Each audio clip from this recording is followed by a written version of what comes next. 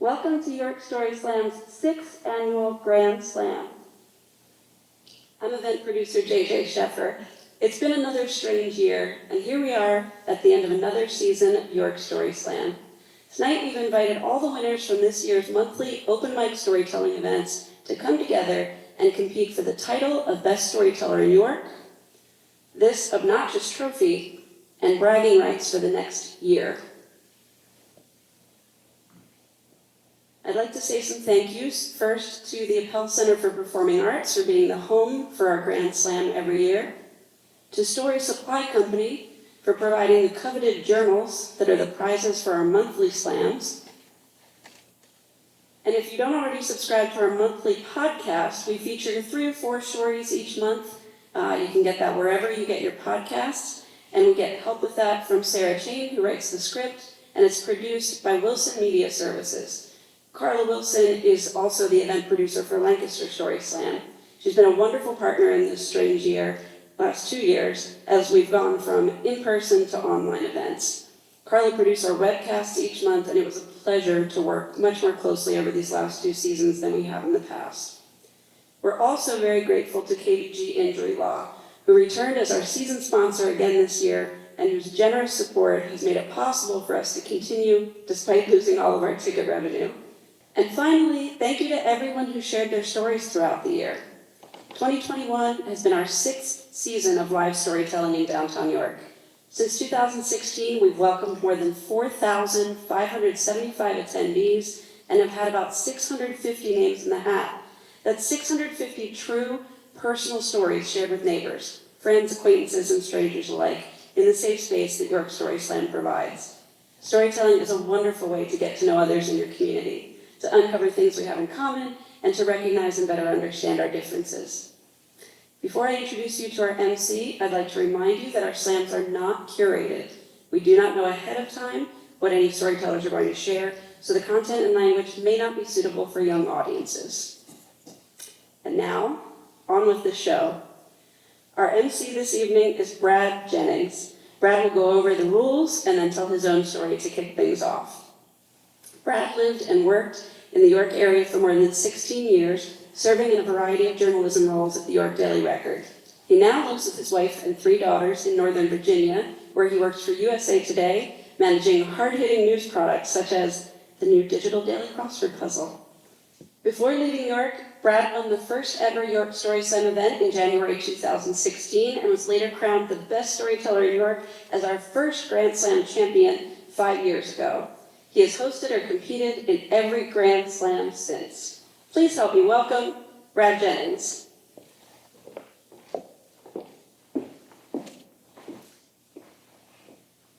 Thank you, JJ. Good evening, York. Good evening, everyone.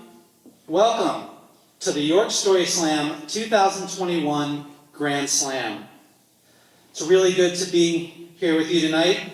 I'm always so grateful to be able to come back to town for this evening each year and spend it with all of you. And that's particularly true this year. That's because earlier this year, I had a heart attack. I survived, obviously, but it was still a pretty serious situation. Paramedics, lights and sirens, the whole 9. Although I did hear my wife tell someone that her husband had a mild heart attack. I was like, mild? What about this was mild? You were there. You saw them, race me out of the house on the stretcher. You saw the ambulance speed away. You saw me on the operating table when they were putting stents in my heart. You heard the doctor say that we didn't have a moment to lose. What part of that was minor? Seemed pretty major to me. Anyway, my good friend JJ Sheffer heard about this heart attack and got a get well soon card and a very nice note in the mail that same day. But I never got it.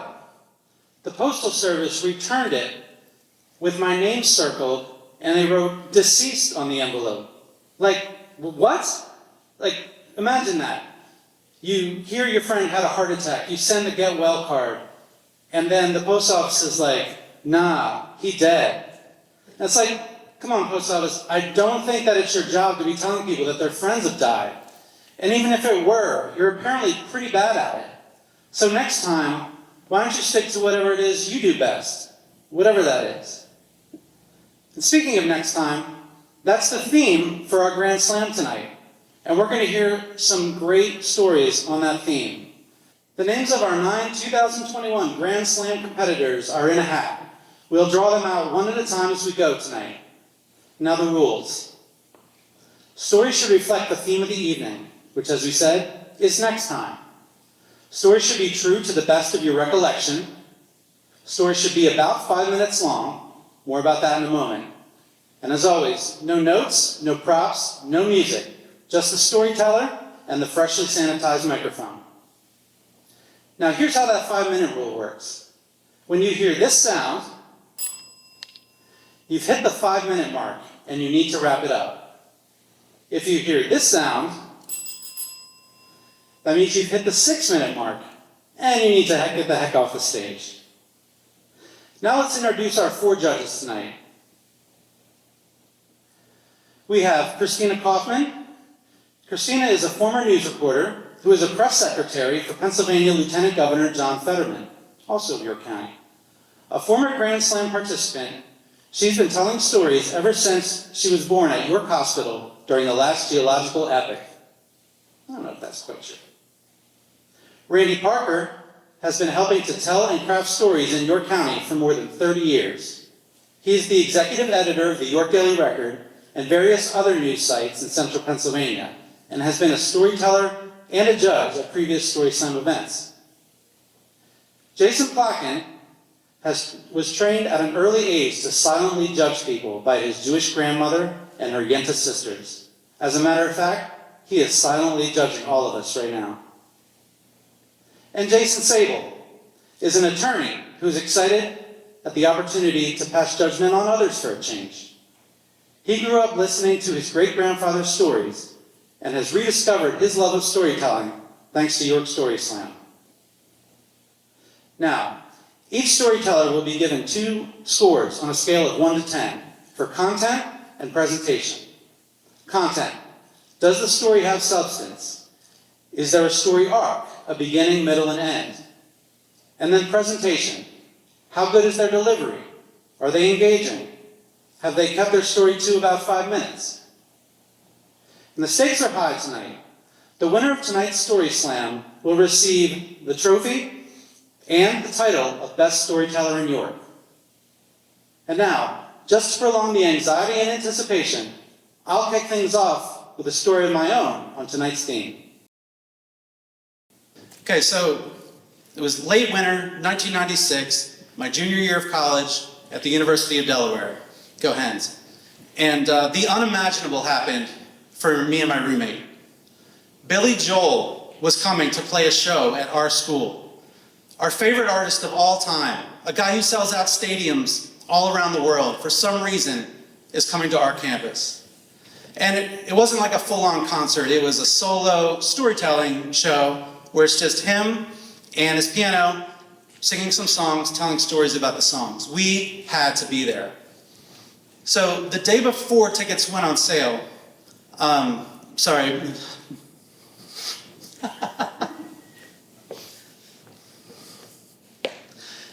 as you remember, back in 1996, there was no Ticketmaster.com. If you wanted tickets to a concert, you had to go and stand in line at the box office. And we didn't just want any tickets. We needed front row seats. And again, 1996, there's no StubHub, there's no SeatGeek. If you wanted front row seats, you had to be first in line. So as I was saying, the day before tickets went on sale, I was nervously pacing back and forth in front of the box office outside the Student Center, just waiting to see if anybody else was in line. And they weren't. Not at 4:30 or 5, 5:30 or 6. Around 7 o'clock, I just couldn't take it anymore. 7 o'clock, 15 hours before tickets would go on sale. That's when I got in line. That's when I went and stood next to the box office window, outside, in the cold, by myself, like a weirdo. And about a half hour later, the guy walks past, circles back. He's like, "What are you doing?" I was like, "I'm in line for Billy Joel tickets." Actually, I am the line for Billy Joel tickets. And he's like, okay, cool. And he comes and he stands next to me. Now, he was in line too. He had no plans to be there. He didn't even like Billy Joel. He was just really bored, probably really high. An hour or so later, some more people come, then another group comes, then my roommate joins us after he got off work. Around 9 o'clock, there was like a nice core group of like 12 of us there, with nothing to do but talk to each other. Because remember, this is 1996, there's no cell phones, there's no texting other people, there's no checking Twitter every 10 seconds. We just had to interact with other humans. Around midnight, I'd say there was 50 people in line, and something happened that nobody was prepared for. It snowed a lot, like inches on top of us. And we didn't even know that was coming. Remember, this was 1996. There's no weather.com. There's no AccuWeather app. You just dealt with whatever weather happened to you. Some people had fallen asleep on the sidewalk and the snow just accumulated on top of them until they recovered. I remember somebody snuck in a bottle of whiskey and a bunch of us played Think While You Drink for like 4 hours overnight. We were freezing, tired, delirious, hungry. And we couldn't even get any food out there. Remember, this is 1996. There's no Uber Eats. There's no DoorDash. When the sun finally came up, there was hundreds of people in line by now. And those last few hours just went on forever. But when that ticket window finally opened at 10 o'clock, we got our front row seats, front and center, right at Billy Joel's feet. And by 10:10 a.m., I was back in my dorm room, ready to crash for the rest of the day. But that's not where I should have been. I should have been turning in an assignment for a journalism class. Should have been sliding it under the professor's door by the 11 a.m. deadline. That's right, you actually had to take a piece of paper and deliver it someplace. Because remember, this was 1996. There's no emailing assignments in. There's no Google Docs. You had to actually take a paper to a place. So even if I had been awake to turn in the assignment, there's no way I could have. Because the assignment was to attend a lecture on campus and write an article about it. And that lecture was at 7 p.m. the night before, at the exact moment that I became the line for Billy Joel tickets. And the lecture, it wasn't live streaming. There's no YouTube. This was 1996. You actually had to go to the lecture. So, no lecture, no article, nothing to slide under the door. But the next week in class, the professor's handing back all the papers. I waited till he was done, raised my hand. I was like, yeah, I didn't get mine.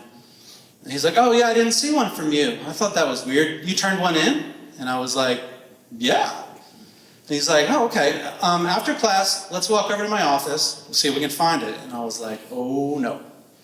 Now, the professor and I, we were really friendly.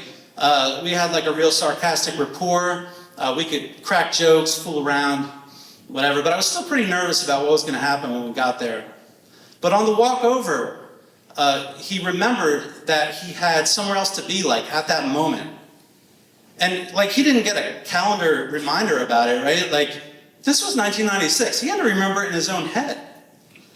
But he says, what kind of grade are you pulling in this class? Like, A minus? And I was like, yeah, A minus probably. He's like, you want to just call it an A minus and be good? I was like, I really felt like I nailed this one. And I was really excited to see what he thought about it. But yeah, A minus is fine. But next time, maybe try to be a little bit more careful.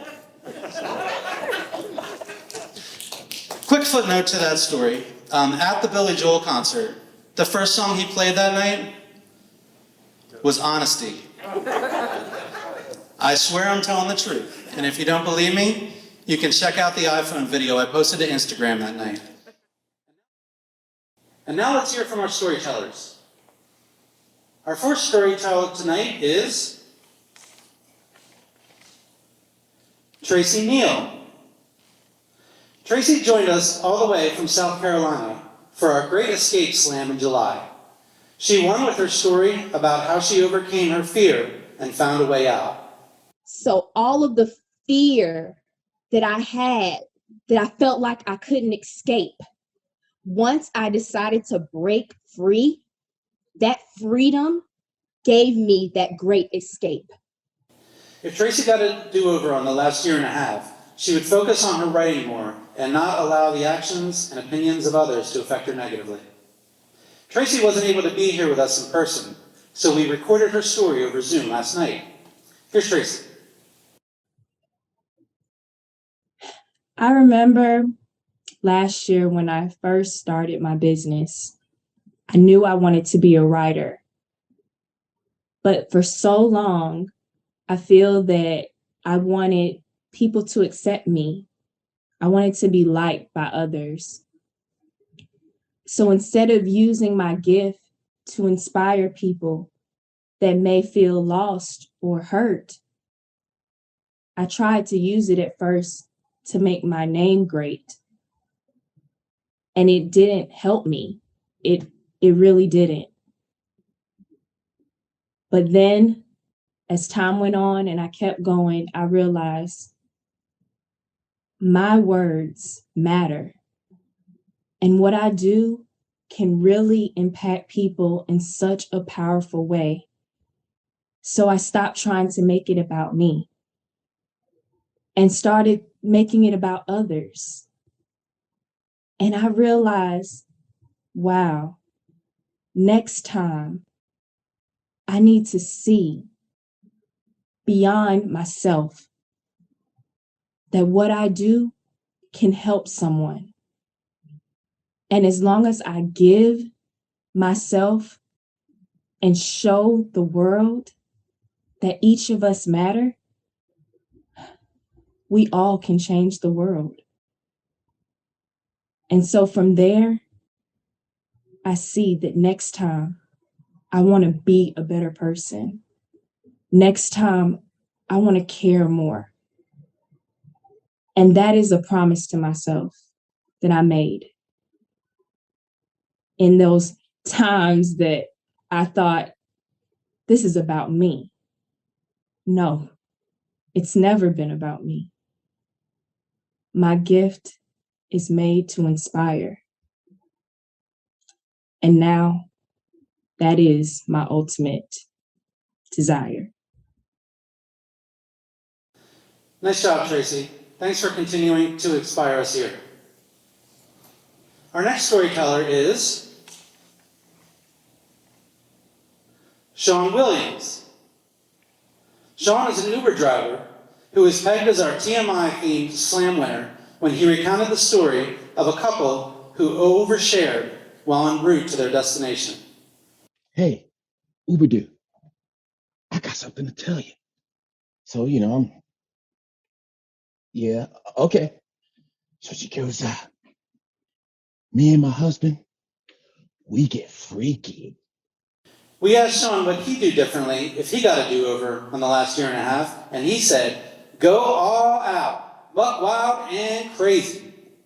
Here's Sean. I'm experiencing an overpowering, feeling right now. My dream started, as far as entertainment, really started right next door. This say about maybe over 50 years ago, me as a little kid with my parents and my older brother and sister, they would bring us down here to watch all the Disney movies. I was hooked on Disney. Yes, I was hooked on Disney. And then I remember my favorite hero was Kurt Russell. All the Kurt Russell movies, Kurt Russell. And the one that really got my mind going as far as being an entertainer was World's Strongest Man. When he ate the cereal and got all puffed up and everything. So I'm like, wow, I want to be like Kurt Russell. This is what I want. This is what I want. So after the movie's over, we're walking home. I live right over there on College Avenue between Queen and Pine Street. We're walking right down here heading towards George Street. I looked at my mom and dad and said, hey, I know what I want to do. I know what I want to be. I know what I want to be. So my dad goes, you want to be like me? No, I want to be like you. I want to be an actor. Dad said, it's not happening. So I remember walking home, tears in my eyes. And then as we got close to home, I looked at my dad and I said, I'll show you. So what happened was all through grade school, middle school, and high school, I was class clown.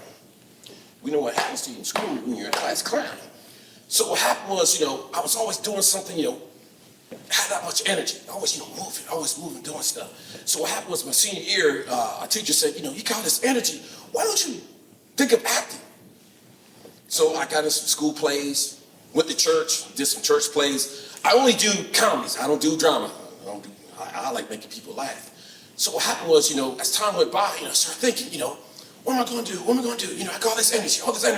So what I did on blind faith, I just took and threw it out there. Then all of a sudden I got a casting call from New York City. So I'm like, oh wow, was never represented by anybody. Went on to New York, sat there in the casting call. You sit there amongst all the professionals, and I'm sitting there, I'm just, I'm raw. So then, I leapfrogged them, went for, my, to read my monologue, everybody know, you get 3 shots. So on my 3rd shot, I nailed it, bam, got my first commercial. Came back here to PA. So all of a sudden, I'm like, man, I want more. All of a sudden, oh, there's LA, Los Angeles. Whew, threw it over there. Got a casting call, went to LA, did the same thing, same process, landed, pow. Got another spot out there. Came back here to Pennsylvania, like, wow, okay, wow, I want to do something else. What else is there? Then all of a sudden, I got a brainstorm. I want to take on the world. So what I did was, I put all my money together. Flew myself to London, England. Went to London. So I'm like, yeah, I'm over here in London. Okay, casting call, did the same thing. But then while I was there was someone that worked in satellite radio. Happened to see, me doing my bit, cutting up, acting a fool. So what happened was after everything was done, he said, hey, brother, come here. Why don't you do my show? What show was that? So, I went, did his radio. Everything was cool. So then what happened was, not knowing in Chicago, back here in the States, I got noticed. So I came back here, of course, to Pennsylvania, doing my thing. Then, I threw a messenger. Hey, we saw your bit, heard it. Come on over. So I went to Chicago, did my thing again. So I'm like, not knowing what to do, but here's the funny part about it, really funny part about it. While all this is going on, I kept riding by the Strand Capitol. And something inside kept saying, come back, but didn't know why. So what happened was, a few years ago, a friend of mine, they put a performance on next door, the Hip Hop Nutcracker. So while I was over there, I kept reminiscing about being at the Strand, sitting in a certain section that brought back memories. And I said to her then, I'm meant to be here, but don't know why. Speed it forward. Tonight, I'm here in the Strand Capitol where everything started. That's where it's so real to me, so real. Where I get a chance to tell my story, showcase everything, put it out there because I'm not afraid. That's one thing I'm not afraid to do. Take chances, never afraid. When people counted me out, it's all in here, stayed in here. So if anybody ever tells you that you can't do it, do it. I went to London by myself, no representation. Nobody. I did it because I wasn't afraid. Like tonight, I'm not afraid. And I always told everybody, believe in yourself. Because what no one does, believe in you. That's all that matters. And before I forget, my next time is tonight. Thank you.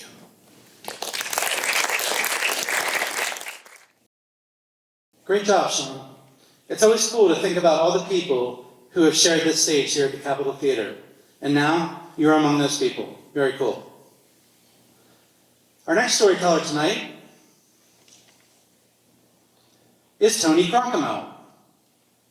Tony won our Embarrassing Moments Slam in February with his story about how he assisted his wife when her car broke down. And I thought it would be, so much better, if I, with my smaller 4-cylinder Corolla, push Chris's larger 6-cylinder Camry through the intersection. We asked Tony what he'd do differently if he got a do-over on the last year and a half, and he said, I would have used the time to learn a new language, and tonight I'd be telling my story in fluent Italian. Mi dispiace molto. I'm sorry, did I get that right? If you are like me, there are events or moments in your life that we'd like to have a do-over, because then the next time you can avoid hurting someone you loved. I'll give you an example. When I was growing up, my parents seldom displayed affection in front of me or my 3 sisters. They were of a generation that considered public displays of affection to be inappropriate, and I believe that carried over into their home life to some extent. And, they didn't hold hands. The kisses we saw were just pecks on the cheek, really. And even those were reserved for special occasions, birthdays, holidays, anniversaries.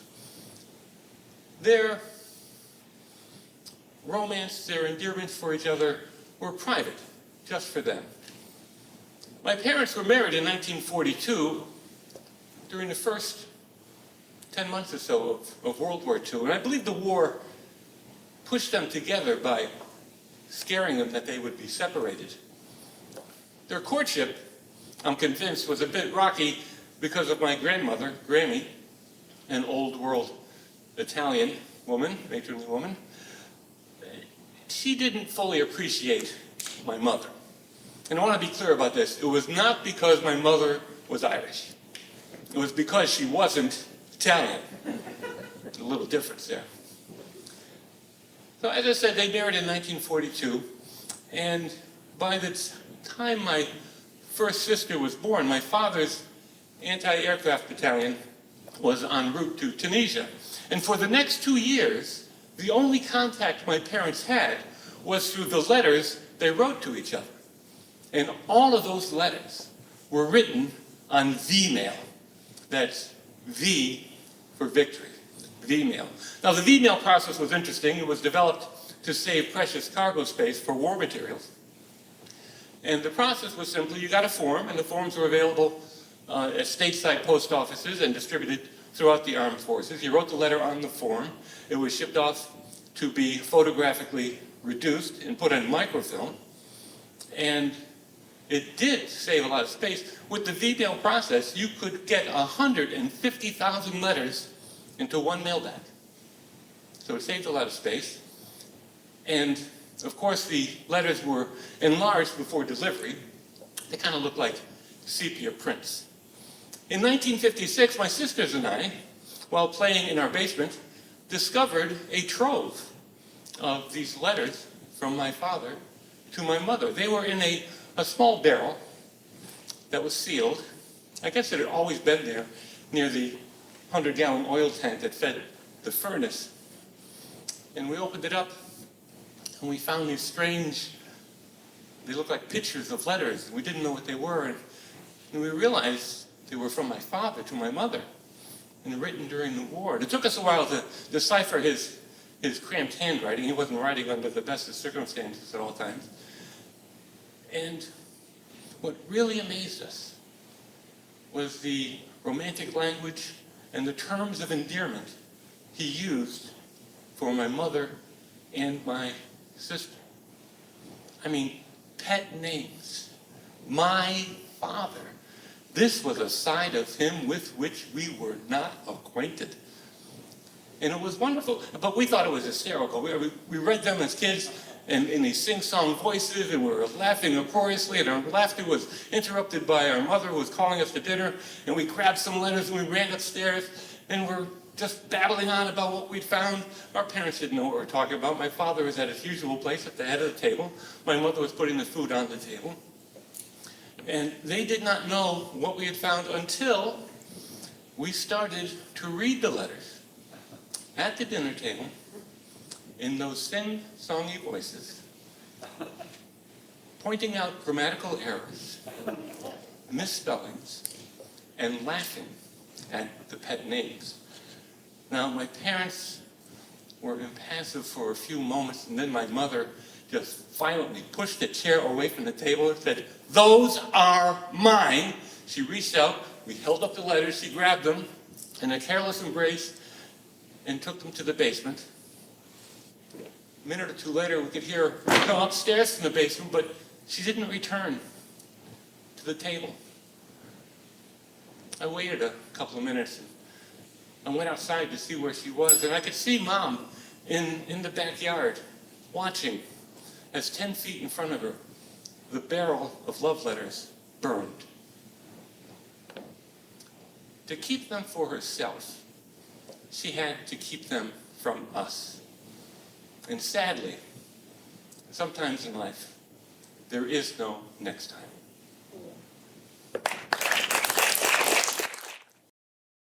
Wow, Tony, thank you for your story. That's very heartbreaking. Our next storyteller is Randall Arthur. Randall won our Blood and Guts themed Story Slam in October with his story about his snowy night encounter with a familiar neighborhood dog.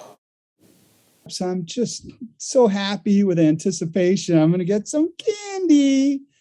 And just like that, blink of an eye, it all turns to shrieks of terror. If Randall got a do-over on the last year and a half, he said he would cage the demons that keep him from openly communicating with those he cares about the most. Here's Randall. So it'd been about a handful of years after I graduated with my undergraduate degree that I had the epiphany. And I always get excited about my epiphanies because they lead me on to great and wonderful and unusual and interesting things that usually end up with a story.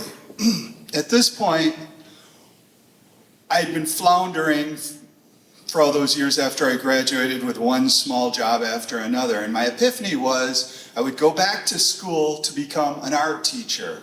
Made perfect sense to me. So I wrote the application letter and I sent it off, and I've always lived a rather charmed life. Most of the things I do, I get accepted to. So I was all excited. I couldn't wait for that letter. And it was probably a month later, I opened the envelope and I wasn't prepared for the response. It said, no, rejected. I was heartbroken because deep inside, I always knew that I would be a teacher. I knew that that was part of my story. That was the next chapter. About a month later, I get a phone call. We'd like you to come in for an interview. I'm thinking, really? You want to interview me for a position in your program that you previously rejected me for? So I said, okay, why not? I went in for the interview. And I decided you cannot reject me twice. You're going to get the undistilled version of me. So I'm sitting in the interview and I'm talking about, well, I used to work in the basement of National Geographic. I worked at the Library of Congress. I worked at National Museum of American History. I worked with adults who had developmental disabilities. And I worked with juvenile delinquents at a wilderness school in Dillwyn, Virginia. I went on telling them about all my experiences at the table, my two interviewers sitting across from me, and they were very attentive, they listened. And then I thought, I got to tell them more about these kids I worked with. I said, they were really kind of rough around the edges. Now, I don't always exercise good judgment, and this was one of those cases. So I'm sitting at the table, and I say, these kids, they were between 12 and 17, and half a dozen of them had tattoos, FTW, on their arm. Well, much like when you give a dog a new command, they turned their heads sideways because they didn't seem to know what FTW meant. I offered clarity. Fuck the world. They both jerked back as if somebody hit the brakes in a car. Fine with me. I went home and I felt good. This was me. This was my story, and I was sharing it with them. 2 weeks before the school semester started, I received my acceptance letter. Wow. I found great success. Class after class, it was just straight A's. Maybe that's what grad school is like. Everything went really, really well.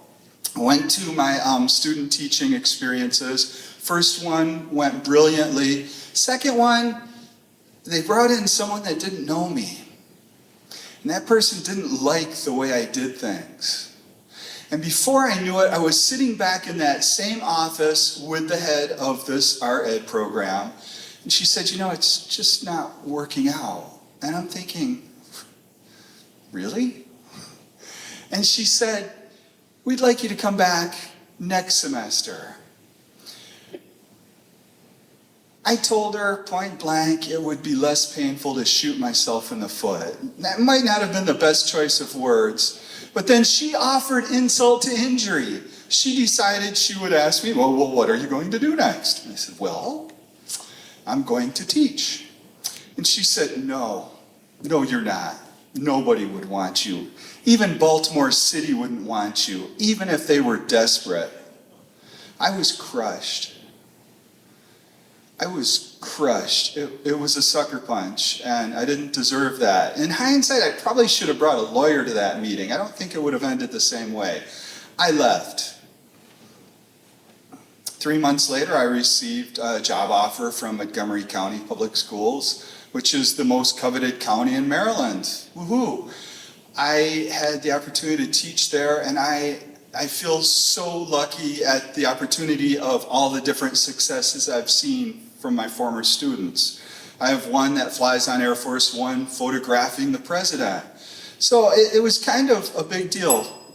5 years later, I decided I'm going to confront my demons. I went back to the college and I said, what's it going to take for me to get this paper? They said, well, give us some paperwork substantiating your that you've been teaching. And I did, and 2 months later, they sent me my degree in the mail. And that degree read the same month and the same year that I should have graduated. They post-dated it. And I looked at it and I thought, there is no next time. It's always this time. And that's my story.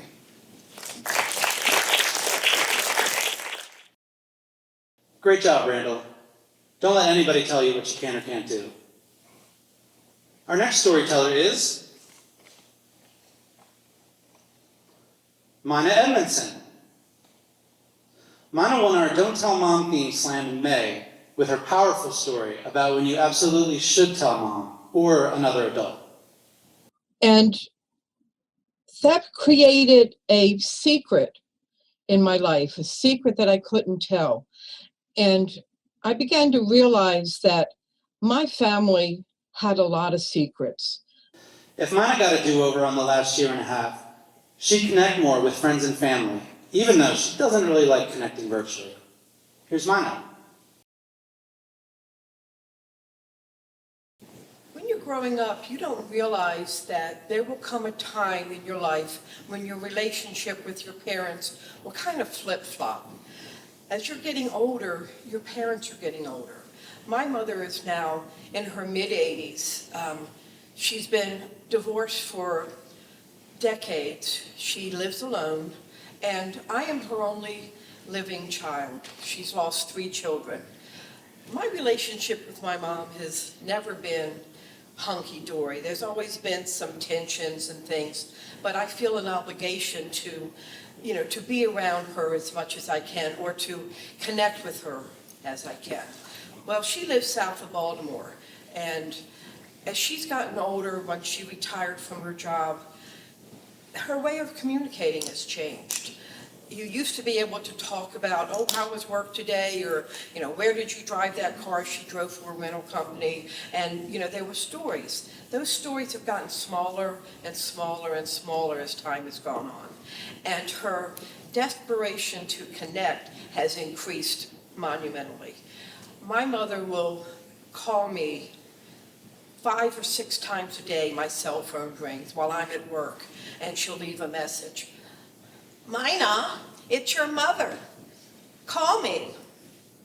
An hour later, another message. Mina, it's your mother. Why haven't you called me? An hour later. Mina, it's your mother. I'm getting worried. Why don't you call me? And so when I get home at the end of the day, I'll call her and I say, Mom, is everything okay? I was at work. I can't talk on the phone at work. And she'd say, oh yeah, I just wanted you to know that I found some boiled peanuts in the grocery store today, and I bought 10 cans and wanted to know if you wanted some. Well, no, I don't want boiled peanuts. Thank you very much. But this was that urgent thing that she had to connect with me about during the day. And I tried to tell her, I can't talk on the phone while I'm working. Well, it got to the point that she then began calling work. And she would get the main desk at work and say, "This is Mina's mother. I haven't been able to talk to her all week. Can you put her on the phone?" And they would transfer the call to me, worried that I hadn't connected with my mother. And, "Well, Mom, what is it you need?" "Well, they had tomatoes on sale at the grocery store this week, and I bought tomatoes and an ear of corn, and I'm going to have them for dinner tonight with a cake of cornbread." Okay, I really did not need to leave time off work for that conversation to happen. Now, since my brothers had passed, it had gotten worse, but her realm of experience was getting smaller and smaller and smaller. And she would continue to do these calling all the time. And I finally said, "We need to pull this together. We need to set some boundaries here because I can't be on the phone with you all of the time. I will call you once a week on Saturday or Sunday, depending upon when I work. And we can talk then. You may call if there's an emergency, and I mean a real emergency. So when I pick up that phone, I know you really needed to talk to me." Most of the time, she did pretty good. A couple of weeks ago, I was sitting at lunch with my daughter, and we were talking, and my phone rang, and I saw it was my mother, and I sort of made the mistake of picking it up. And actually, she had a couple of things to talk about that day. She wanted to talk about, she was beginning to plan some for when she passes and needed some information for insurance forms and things. And that was brought on by the fact that my brother had just passed and had no information left behind. And then she started talking about my nephew and how wonderful he's been and how good he's been to her and how good he was to my brother. And I'm sitting there shaking my head because I know that a year ago she called him every name in the book. He was the worst kid in the world. He wasn't doing anything right. And I knew that the only reason he was with my brother when he passed is because he was on house arrest and couldn't be at his house, so he was living at my brother's house. Okay, so we were going on, and finally, we hang up, I thought, and I talked to my daughter, and she says, "Well, what was that all about?" And I said, "Well, she's wanting information. She's preparing some documents and things, which is a good thing, but she was going on and on about how wonderful my nephew was, and she just doesn't understand. At this point, he's using her, trying to get in tight with her, and that the only reason he was there was because my brother, that he had to be because of the situation." And about 20 minutes later, the phone rang, and I looked, and it was my mother. "Hi, Mom, what do you need?" "Mina, it's your mother. Next time you're going to talk about me, make sure you hang the phone up first."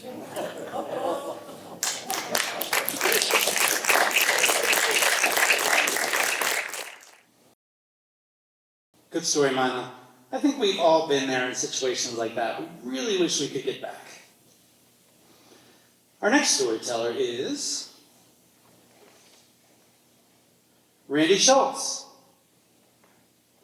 Randy tried to win our June Happy Days Slam when he told us about the day he walked his daughter down the aisle. Amy looks over at me and says, "Dad, because if you don't tell me something funny, I'm afraid I'm going to cry." So I look at her, and she's looking expectantly at me for something to make her smile as we begin to walk down the aisle. We asked Randy what he'd do differently if he got a redo on the last year and a half. He says he'd have spent less time planning trips that he ended up needing to postpone, and more time reading, writing, and telling stories. Here's Randy. All right, I am 7 years old. We're on vacation at this little cottage on a little lake in Wisconsin with my family. And I'm super excited because my dad has just let me take the rowboat on this little lake by myself. And it's one of those don't tell mom kind of things. And so I get in the boat and I'm rowing out. I'm 30 or 40 feet from the shore. And all of a sudden, I look, I'm coming up from underneath the bench seat in front of the boat. There's a snake slithering out towards me. And I jump up and I don't know what to do because I'm a Disney guy too, and the only thing I know about snakes is what I learned in the Disney movie, The Jungle Book, in which the giant python Ka tries to eat the little boy Mowgli. And so I yell, "Dad, Dad, snake!" And he can't hear me because he's probably 100 yards away. He can't make out what I'm saying, and the snake's still slithering at me. So I decide I don't think about what I'm going to do. I just abandon ship. I jump into the lake. My dad sees me jump in, and I'm only 7 years old, so I'm just learned how to swim, but you should have seen me. I was like a torpedo going to that dock. I never went through the water that fast. And I get there, and my dad comes sprinting down to the dock to see what's going on, and I'm coughing out about 12 gallons of water as I'm trying to tell him that I was in the boat, and there's a snake in the boat. And my dad looks at me kind of skeptically, like, there's probably a rope jiggling around in there or something. But heroically, my dad jumps into the water, and he swims out to the boat and grabs the tie-up rope on the front of it and tows it back into the dock. And then he looks and fortunately confirmed my claim that there is actually a snake in the boat. And I don't know what to do, but my dad is calm, and he looks in there and he reaches in very carefully and he picks up the snake. And I'm like, well, man, my dad's a superhero. You know, I couldn't believe that he was doing this thing. He's got this fearsome snake that I was afraid of that was going to eat Mowgli, that's really the cause of the fall of humankind from the Garden of Eden. And my dad is just handling it, and I'm in awe of him. And he looks at it and he shows me, it's just a garden snake, you know, it doesn't hurt anything, it just eats insects. And by the time my dad had got done with it, I was holding the snake, and I felt pretty good about myself, too. And that was a great experience because the next time I had to deal with a snake, it was for real. I was 15 years later, and I'm in the Army, in Army Ranger School, which is very demanding. I'm sleep deprived, food deprived, and I'm in a foxhole outside Pensacola, Florida. And there's, it's like the middle of the night, we're doing this raid patrol. And I'm supposed to be keeping vector watch, and I've got a rifle in the foxhole, and I commit the cardinal sin. I fall asleep on my rifle.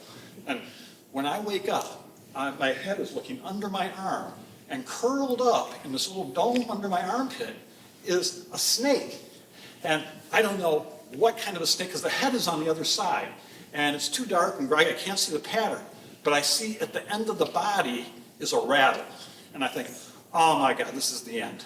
But I think through a few options, I'm kind of calm. I kind of remember my dad's calmness, and then I decide what to do. I push myself back to the other side of this foxhole, and I hold up the butt of my rifle to like knock the snake down if it charges at me or something. Maybe if I'm lucky, pin it. But the snake just keeps on sleeping because it was January in Florida where I was, and it was like cold at night, like a frost rain. It was looking for a place to go into semi-hibernation. So I didn't want to disappoint the snake, but I slithered out the back of that foxhole myself and looked for a different place to defend my position. And that was also an important lesson because the next time I had a snake episode, I have 2 little kids to defend. And this happens when my wife calls me down to our basement and says, the dryer's making a strange noise, and it's not even turned on.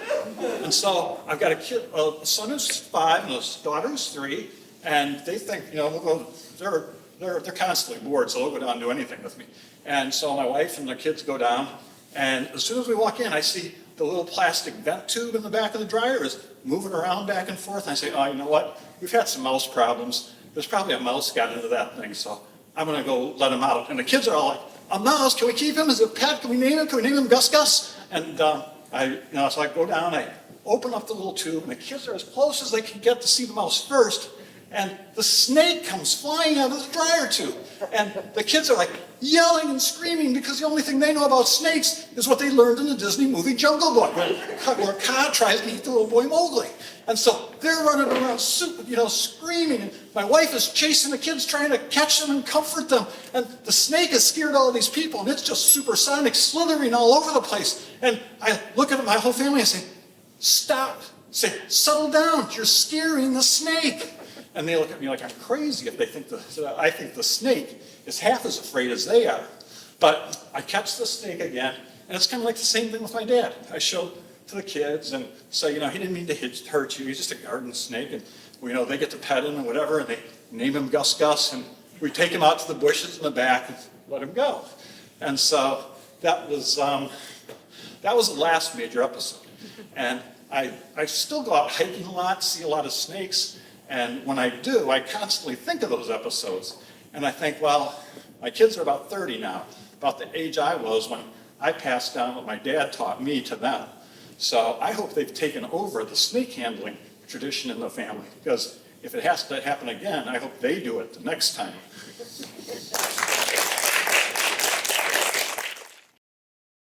Good stuff, Randy. Now you get to be the superhero dad that maybe your kids will tell stories about someday. Our next storyteller is Mark Lentz. Mark tied to win our January Fresh Start Story Slam when he shared about growing up with an abusive father and finding ways to channel his anger. I loved working there. It was my high school job. He showed up there and spun donuts in the grass. I got yelled at again and had to fix it off the clock. I didn't work there much longer after that. If Mark had the last year and a half to do over, he says he wouldn't have gotten a haircut at all. Here's Mark. Sometimes in life we don't get a next time. One of those times is when we make first impressions. I think back to when I met Kim the wife before she was Kim the wife, she was just Kim. You're trying to make those good first impressions. I think our first date was I took pizza over to her house and we ate pizza with her kids and I got to meet the kids and got to meet her a little bit. Our second date was a real date. We went for a little hike on the Appalachian Trail. Kudos to her. She went into a woods with a man she didn't even really know.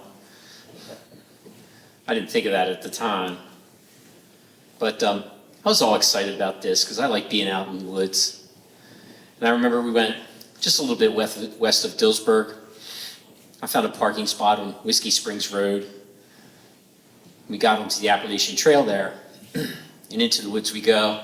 And I'm pointing out little tidbits of natural history information. Then it was like the Lorax came down from above and planted an American chestnut tree right beside the trail. Finally, I had a lot to talk about. Because you see, the American chestnut tree used to be the most common tree in Pennsylvania. 1 out of every 4 trees was American chestnut tree. And I can tell everybody's excited to learn about American chestnut trees tonight, the same as Kim was. But you see, I'm a tree hugger. My next life, the next time, I am gonna be the Lorax. But at any rate, the American chestnut tree, for all intents and purposes, is biologically extinct because it's being affected by a fungus that hitchhiked its way here on the Chinese chestnut tree. There's no political overtones there at all. It's just biology. So I'm going on about the American chestnut tree and how these little sprouts are gonna die and on and on and on. Can you believe she actually went out on a third date with me? And I managed to trick her, and we're married today. I know. So, there's no way I'm going to get a second chance at this. It is what it is. Until 2 weeks ago, we're sitting at my one son's wedding. Our son, not my son, our son. And the man officiating the wedding, which happened to be the bride's brother, is talking about their first date, and then their second date. They went hiking. You gotta be kidding. And it kind of touched me. No, it didn't kind of touch me. It did touch me. Now, we didn't train our kids to do this. I don't know how it happened, but I got curious. Our other son's wife was sitting beside me, and I elbowed her. Chane, what did you and Cody do on your second date? They went hiking. So sometimes we personally don't get a next time, but something happens where that next time travels through time and space, and I don't know, I could give some physics bullcrap to explain it. but it goes to the next generation. And someone younger than us lives our next time. And I couldn't be prouder of our two sons who had a second date hiking, and we still have 2 more yet to get married. So if you're looking for a hike and maybe a spouse, contact us afterwards. We have 1 girl and 1 boy available yet for a good hike. Thank you. Nice job, Mark. It's good to see that a love of hiking can lead to a love of love. Our next storyteller is Sarah Chane. Sarah won our Homesick Story Slam in September when she shared a touching account of saying goodbye to her grandparents' home. It was about all these things coming together for the memories that surprised me to feel homesick for a place that wasn't my home. When we asked Sarah what she'd do differently if she got a do-over on the last year and a half, she said she'd adopt a dog much sooner. And shout out to Sarah's dog Zena, who's probably watching from home tonight. So it's 11:30 at night on a Sunday evening, and I am mostly asleep. And I hear from the other room my boyfriend stand up and turn on a light and say, "No way." And I roll over and I'm like, "What are you doing out there?" And he's like, "I think we brought a mouse home from camping." And I just rolled right back over. I was like, there is nothing I can do about that right now at 11:30. We are going to deal with that tomorrow. And we do. The next morning, he goes to Lowe's. He buys a humane mouse trap because we're good people and we don't like to murder mice.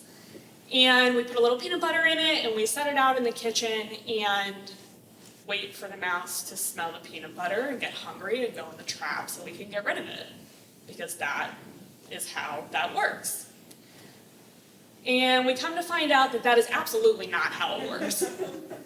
Because this mouse instead, the next evening, is rustling around underneath my bed and not interested at all in the peanut butter.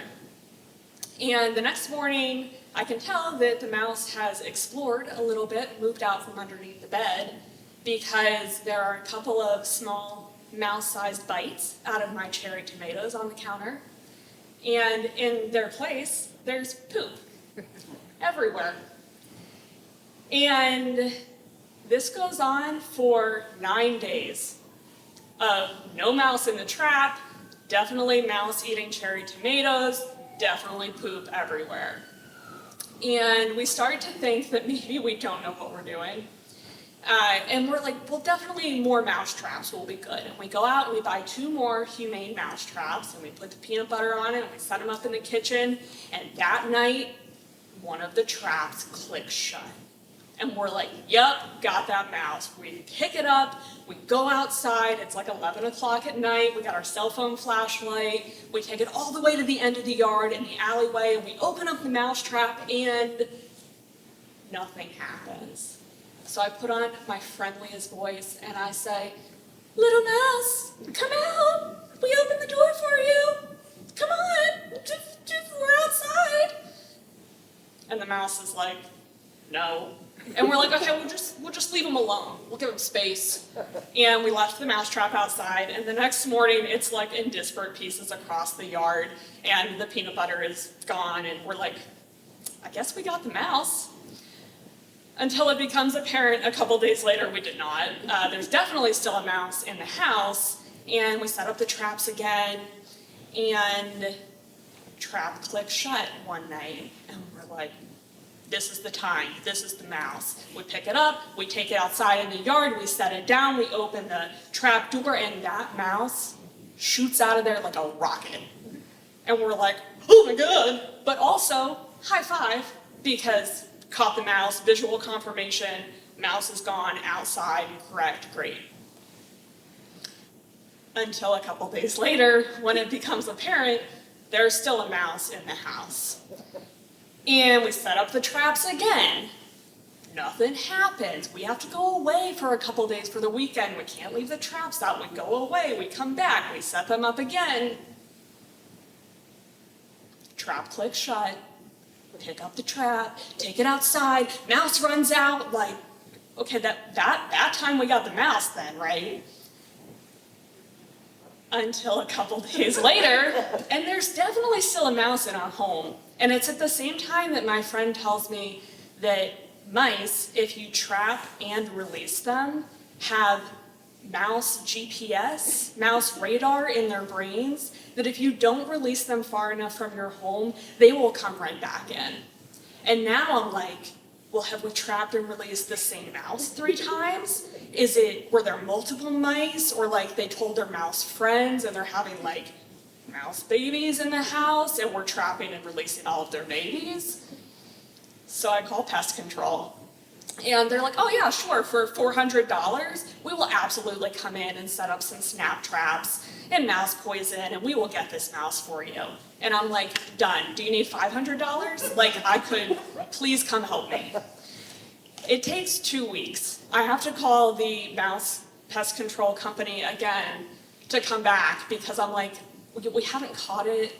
And they're like, oh yeah, you haven't caught it. It's so weird. Okay, well, just like keep on waiting. And it is last year on York Story Slam Grand Slam premiere night that I am sitting on my couch with my boyfriend, and in the dining room, I can see like a little bit of a shadow underneath one of the cabinets. And I say to my boyfriend, I think the mouse is in the trap. I think we got it.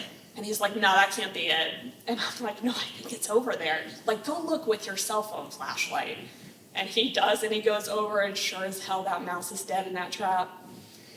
And we're like high-fiving, except also like neither of us want to dispose of the mouse. And I'm thinking like, oh, like you're so tender, you love animals, that's why we did the humane traps. Like, I will get this mouse, until I took one look at it and burst into tears. So he disposed of said dead mouse. But what I will tell you is that next time we trap and release a mouse, I am putting him in the car, crossing a state line before I let him back out of that.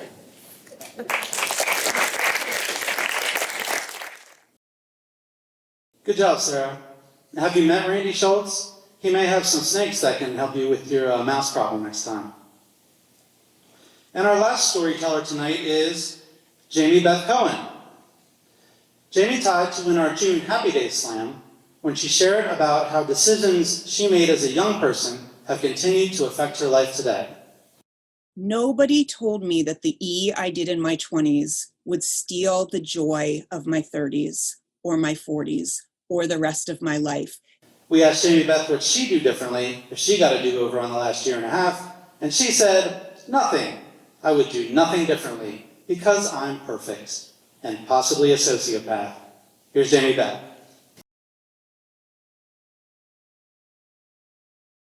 So you need to know 2 things about me to understand this story. Number 1, I have a very bad habit of always thinking I'm right. And number 2, as you just learned, I am likely a sociopath who regrets very little in my life, and the thought of a next time or a do-over just doesn't appeal to me. Except there was this one time. It was March of 2018, and I was at my daughter's indoor soccer practice in a very small gym when a mom on the team started to beat up her son. I was sitting very close to them, and aside from the dads who were there to actually coach the girls on the team, I was the only other adult in the room. Now, it had started as a verbal situation that slowly escalated, but once it turned physical, it got bad really, really fast. And I had heard that some People with neurodivergent children sometimes have to subdue them in serious situations. And so I was texting a friend who has experience with that, and what she was describing to me bore no resemblance to what I was seeing. It reached the apex when the boy was splayed out on the floor. The mom was sitting on his back. She had her arm wrapped around his neck, and he said he couldn't breathe. And I looked over and I said to her, "Can I help you?" And she dismissed me. And she was likely as surprised by my question as I was by her behavior. Essentially, I was just offered to help a woman who was beating up her son. But if you've never seen something like that up close, you try to convince yourself that's not what you're seeing, because how could that be what you're seeing? So I was sort of frozen. I was the person closest to the altercation. Some of the dads had started to take notice. My 5-year-old son had definitely taken notice, and some of the girls playing soccer in the gym had taken notice. And I was so close and so frozen that I didn't know what to do. But then one of the dads came over and took my son to the other side of the gym, and another one of the dads came over and said, "You know, I can take your daughter home after practice if you two need to leave," which is what ended up happening. That night I got in the car with my kids and they asked me to explain what they saw, and I didn't know what I saw. I mean, was it child abuse? Was it a very bad night? Was there a difference? Was it an isolated event? Did that matter? I didn't know what to say to my kids. And the next day at work, I was so distracted and I kept crying for no apparent reason, and I thought I have to do something. So I emailed the mom and I said, "Looks like last night it was a really rough night. Does your family need anything?" And she wrote back and thanked me for reaching out and said it was a rough night and that her son just wouldn't stop using his electronics and she needed to figure some things out. And so I wrote back and offered some resources, and I thought, here's the deal. Either she's going to take me up on the offer of resources that I'm willing to provide, or she's going to know that I'm not going to pretend that I didn't see what I saw. And then 2 weeks later, she emailed me and asked me if I called Child Protective Services on her. And I hadn't. But someone had. Although the coaches were mandatory reporters, they weren't close enough to see what had happened that night, but enough had gotten back to them that they made the mandatory reporting. There was an investigation. CPS determined that the allegations were unfounded, and the minute the investigation was closed, I got an expletive-laced email from the father of the boy telling me to watch my ass and that false allegations come back to bite you. Also, mind your own fucking business. That started the next part of this mess that involved police, the safety of my children, the safety of my family, the potential loss of my livelihood. And it was for the first time in a very long time that I remember thinking, was reaching out the right thing? Would I do it the next time? And I came to the conclusion that the only thing I would have changed is I would have asked the boy if he needed help and not his mom. Thank you. Wow, nice job, Jamie Beth. Thank you for your story, and thank you to all of our storytellers tonight. We heard some great stories. In fact, let's recap those the stories that we heard tonight. First, Tracy and Neal set an inspiring example of how to use next time to continue to improve yourself. Sean Williams recounted a career that took him from York to LA to London, Chicago, and then right back here to the Capitol Theater in York. Tony Crocomo shared a gut punch of the story about the lengths his mother went to keep some love letters private. Randall Arthur was determined to get his teaching degree despite being told no. Mina Edmondson shared about the time she finally answered a call from her mother and the plot twist moment that happened next. Randy Schultz recounted way too many opportunities he had to overcome a fear of snakes. Mark Lentz found that hiking and love can go hand in hand, and that love of hiking runs in the extended family. Sarah Chane told us about how not to get rid of mice in your house. And Beth Cohen shared a troubling story about witnessing child abuse and the quick decisions made in that moment. And now, let's find out who takes home this year's trophy.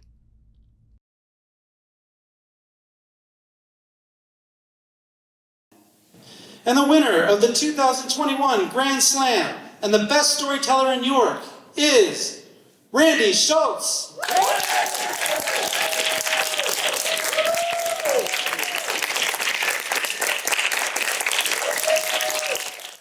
Congratulations, Randy.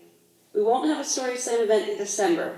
We'll be putting the finishing touches on next year's series. We'll continue to host our monthly events on the third Tuesday of the month in 2022, and we're planning to return to in-person events.